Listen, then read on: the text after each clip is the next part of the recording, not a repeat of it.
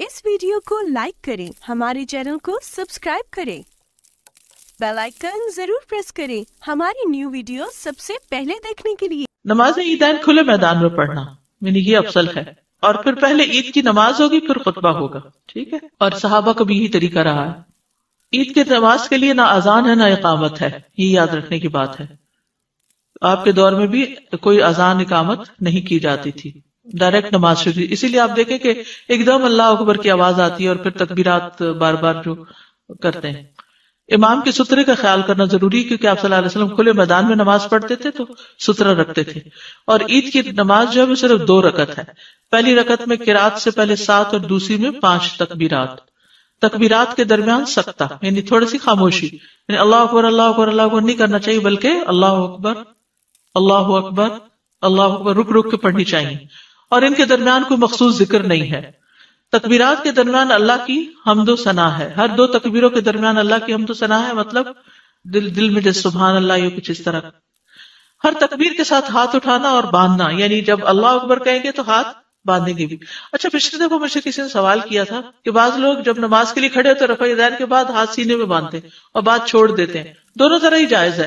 जो सीने में बांधते हैं इसमें तहकीक की है मैंने, तो वो सीने पे जो बांधते हैं उसमें ये है कि वो इस बात को दलील के तौर पे लेते हैं कि हत्ता यानी हर उज़्व अपनी असल जगह पर आ जाए। तो नीचे जाने से पहले हाथ सीने पर थे तो उठकर भी अपनी जगह आ जाए से मुराद हो क्या लेते हैं कि फिर सीने पर ही आ जाए, और बाज उसको सीधा ही छोड़ देते हैं और वो सीधा रखकर अपनी जगह पर समझते थे आ गई।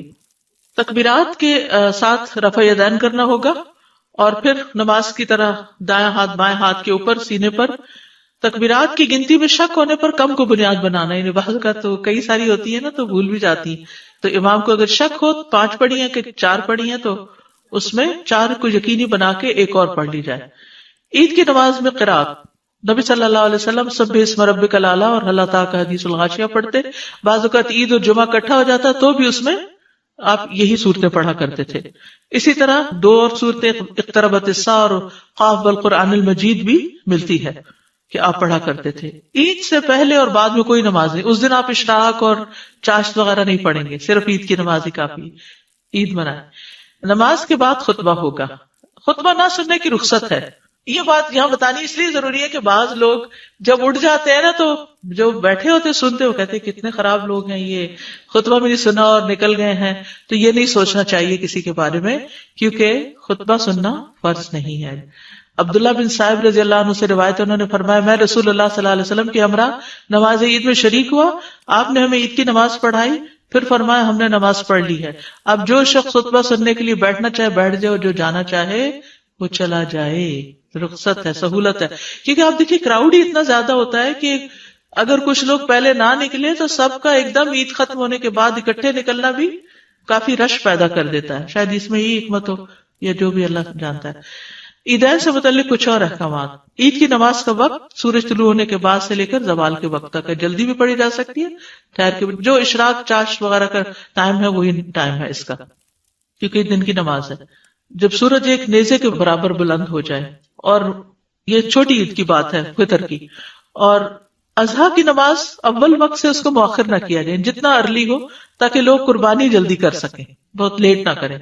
और चूंकि उस वक्त खाया भी नहीं होता तो दिल तो यही चाहता है कि जल्दी से जल्दी नमाज हो जाए।